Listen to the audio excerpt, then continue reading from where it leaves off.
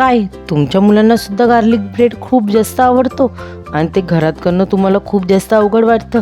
तर चला मग आज आपण 10 मिनिटात तयार होणारा एकदम झटपट असा गार्लिक ब्रेड कसा बनवायचा याची रेसिपी पाहू. नमस्कार, तुमच्या आमच्या फ्लेवर स्टुडिओ यूट्यूब चॅनलमध्ये मी तुम्हा सर्वांचे स्वागत करते. झटपट असा गार्लिक ब्रेड बनवण्यासाठी इथे मी 1 गड्डी लसूणच्या पाकळ्या सोलून घेतल्या आहेत. आता आपण या लसूणच्या पाकळ्या तेलामध्ये तळून घेणार आहोत. तुम्हाला हवं असेल तर तुम्ही बटरमध्ये सुद्धा तळून घेऊ शकतात. येथे मी लसूण तळण्यासाठी गॅसवर 1 टेबलस्पून तेल गरम होण्यासाठी ठेवले होते. आपले तेल छान प्रकारे कडकडीत असे गरम झाल्यानंतर आता आपण त्यात लसूण टाकून हा लसूण छान असा लालसर होईपर्यंत तळून घेणार आहोत. तुम्ही पाहू शकता आता आपल्या लसूणला छान असा लालसर रंग येण्यास सुरुवात झाली आहे. आता आपण हा लसूण तेलामधून काढून घेऊ. संपूर्ण लसूण तेलामधून काढून झाल्यानंतर आता आपण हा लसूण चमच्याच्या मदतीने चांगल्या प्रकारे प्रेस करून घेऊ व लसूण चांगल्या प्रकारे क्रश करून घेऊ. संपूर्ण लसूण क्रश करून झाल्यानंतर आता आपण या लसूणमध्ये 3 टेबलस्पून बटर टाकून घेणार आहोत. बटर टाकून झाल्यानंतर आता आपण यामध्ये 1 टीस्पून ऑरिगॅनो,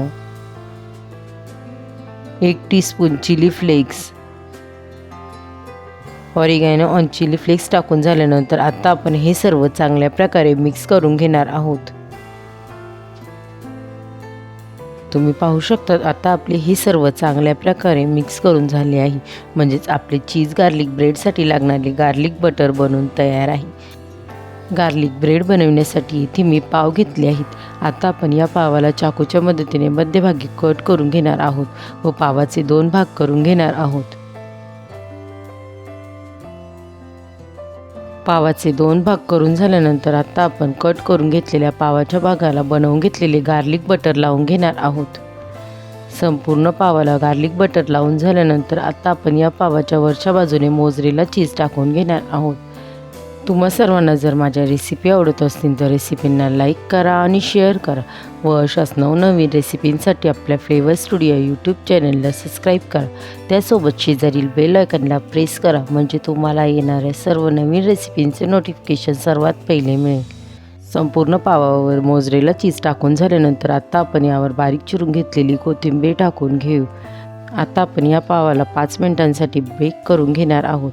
बेक करण्यासाठी इथे तुम्ही ओव्हनचा सुद्धा वापर करू शकतात किंवा तुमच्याकडे ओव्हन नसेल तर अशा प्रकारे कढईत ठेवून त्यावर झाकण ठेवून 5 मिनिटांसाठी हे चीज मेल्ट करून घेऊ. 5 मिनिटांनंतर आता आपण कढईवरचे झाकण काढून घेऊ. तुम्ही पाहू शकता आता आपला गार्लिक ब्रेड बनवून तयार आहे. आता आपण हा ब्रेड कट करून घेऊ. गरमागरम असा मुलांसाठी 10 मिनिटात तयार होणारा गार्लिक ब्रेड तुम्हाला कसा वाटला मला कमेंट करून नक्की सांगा.